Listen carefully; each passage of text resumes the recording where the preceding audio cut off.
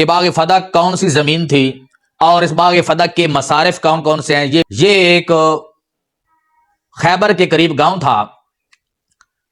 جب خیبر فتح ہو گیا تو فدق کے رہنے والے جو یہودی تھے انہوں نے دیکھا کہ مسلمانوں نے خیبر کو فتح کر لیا ہے، تو مسلمان ہماری طرف چڑھائی کریں گے تو ہم پہ بھی فتح حاصل کر لیں گے۔ لہذا جب یہ صورتحال انہوں نے دیکھی تو یہودیوں نے بغیر جنگ کے شکست کو تسلیم کرتے ہوئے یہ فدق کی جو زمین تھی یہ مسلمانوں کے حوالے کر دی۔ فدق جو تھا یہ پانی کے چشمے کی وجہ سے، اناج کی وجہ سے اور کھجوروں کی وجہ سے بہت مشہور و معروف تھا۔ یہ باغ فدق کو بغیر جنگ کے مسلمانوں کو حاصل ہوا۔ تو میں آگے جا کے عرض کرتا ہوں کہ فدق کے جو مصارف ہیں، یعنی فدق یہ مال فے ہے، اور مال فے کے جو مصارف ہیں قرآن مجید میں وہ پیش کروں گا۔ مال غنیمت اس کو کہا جاتا ہے جو جنگ سے مسلمانوں کو مال حاصل ہو، اس کو مال غنیمت کہا جاتا ہے۔ مال غنیمت کے 5 حصے کیے جاتے ہیں۔ ایک حصہ جو ہوتا ہے وہ اللہ اور رسول کے قرابت داروں اور دیگر جو مسکین ہے، یتیم ہے اور مسافر ہے ان پر نبی خرچ کرتا ہے، یا حکمران جو ہوتا ہے وہ خرچ کرتا ہے، اور 4 حصے اس کے جو ہوتے ہیں وہ فوجیوں کے لیے ہوتے ہیں۔ اس کی تفصیل بھی قرآن مجید میں موجود ہے۔ باغ فدق جو تھا یہ مدینہ منورہ سے تقریباً 150 میل دور واقع تھا۔ باغ فدق یہ مال فے ہے۔ قرآن مجید میں سورہ حشر میں اس کی تفصیل موجود ہے۔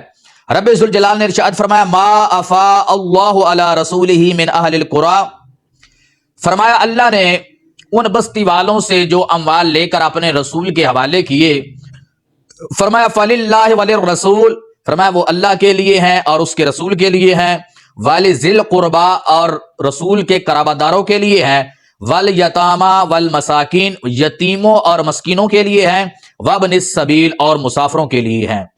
محترم حضرات، قرآن مجید کی اس آیہ مقدسہ سے یہ واضح ہو گیا کہ مال فے کہ جو مصارف قرآن نے بیان کیے وہ اللہ کے لیے، رسول کے لیے، قرابت داروں کے لیے، یتیموں کے لیے، مسکینوں کے لیے اور مسافروں کے لیے۔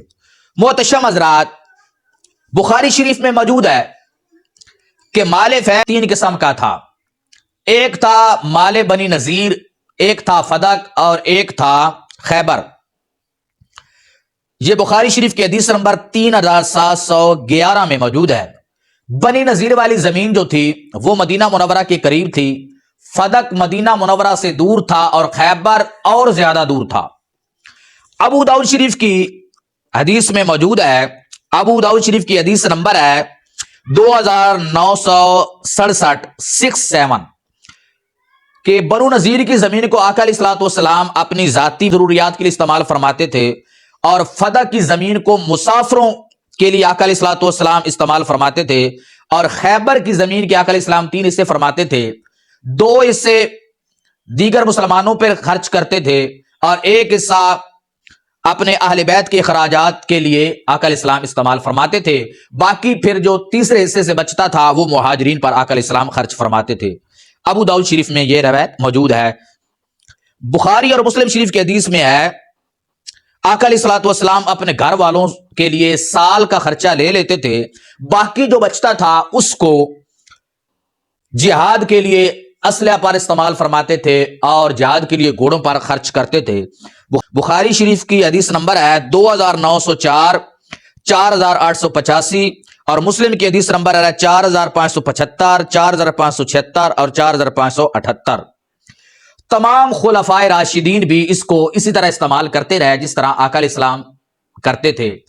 حضرت ابو بکر صدیق، حضرت عمر رضی اللہ تعالی عنہ، حضرت عثمان غنی اور حضرت علی المرتضی شیر خدا رضی اللہ تعالی عنہ، اور حضرت علی المرتضی شیر خدا رضی اللہ تعالی عنہ کا اپنے دور خلافت میں باغ فدق کو نہ لینا بطور میراث اس بات کی دلیل ہے کہ ان کا بھی اس بات پہ عقیدہ اور نظریہ تھا کہ یہ جو فدق ہے یہ ذاتی ملکیت نہیں بن سکتا، بلکہ یہ وقف کا مال ہے اور اس کو اسی طرح استعمال کیا جائے گا جس طرح اللہ کا رسول استعمال کرتا تھا اور جس طرح قرآن مجید نے استعمال کرنے کا حکم ارشاد فرمایا ہے۔